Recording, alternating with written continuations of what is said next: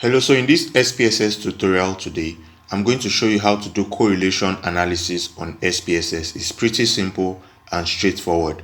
So after coding your data in the variable view and entering your data in the data view, if you want to do the correlation analysis, you come up to the menu bar and click on Analyze.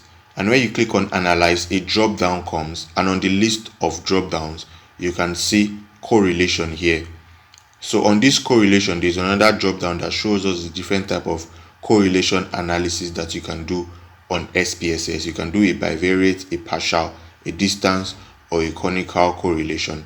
So for this tutorial, let's try and do some of them. So first of all, the bivariate correlation, you click on it.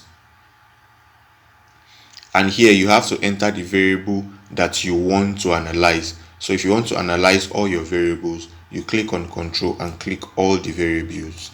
You click on all the variables you want to analyze. Then you use this arrow, click on the arrow, and all the variables will move. Another way you can move variables from one box to another is by dragging. So if I drag this and put it here, it will go back. And if I want to move it to the variable box, I can just click on the one I want to analyze and drag it. So you can see how that works. So I'll just analyze a few of my variables here, move them here. So after moving them, you can select your correlation coefficient here. I'm going to use Pearson and Spearman for this tutorial. Then you can always come here and choose the test of significance. Is it two-tailed or one-tailed? So I'm going to use two-tailed. Then you can also decide to flag significant correlations. I'm going to pick that also. Also, you come to the options to pick some of the options of the statistical analysis you would like to do. So if you want to do a mean and standard deviation, you click this. If you want to do cross product deviations and covariances, you click on it also. So you can decide to do both or just one of them. So I'm going to click the cross product and the mean. Then for the missing value, do you want to exclude cases pairwise or exclude cases listwise? So I will exclude cases pairwise. After that, you click on continue, and after you click on continue, you click on OK, and SPSS is going to do the correlation analysis automatically. So we can see the results of the analysis right here. So this is our correlation data, the descriptive statistics table. For the patient gender, we can see the mean. For the standard, this is the standard deviation for the patient gender, past standard deviation for the age, and for the number of section, and also for the mean. Then we can see the correlations. So we choose 3 data to analyze: patient gender, the age, and the number of sessions, and we can see the different correlation analysis that have been done for them with the answers for each of the variables we pick. So that is how to do a bivariate correlation analysis. So we can see the non-parametric correlations, you can see the Spearmans, and that is how it works. This is very simple and straightforward. So we can minimize this and try another example. So we'll come to analyze. Remember, we'll come to analyze, click on correlation, then let's click on the partial correlation. So the same thing, you choose your variables and what you are controlling for. Variables, I'll pick age, name of counselor. Then for the control, I'm controlling for number of sessions and extent of satisfaction. Then come to options for your statistical options, pick the mean and the zero order. Then for missing values, exclude cases pairwise, click on continue.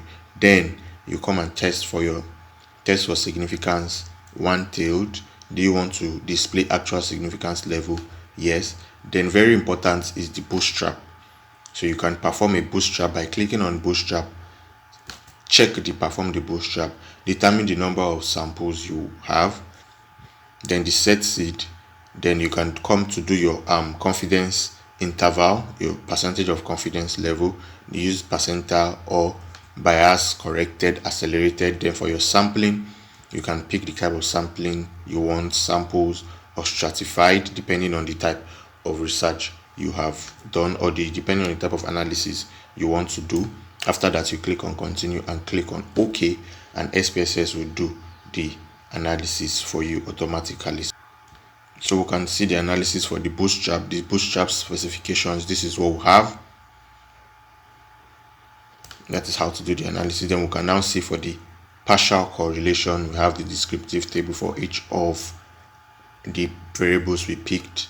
We have the large correlation table here. So after doing all this analysis and you want to use it for your research paper or assignment, you click on it, you right click, and you click on copy as image. For older versions, you may not have copy as. One may be here, maybe copy special. And for versions that are very pretty old, you may not even have copy as or copy special. All you may have is copy, but I'm using version 26, so I'll just click copy as and copy as image, then go to my Word document where I'm writing my paper. Go to my Word document and just simply right click and paste it over there. So you can see we have pasted our table here on our Word document, and we can write such as we like on it. So that is how to do a correlation.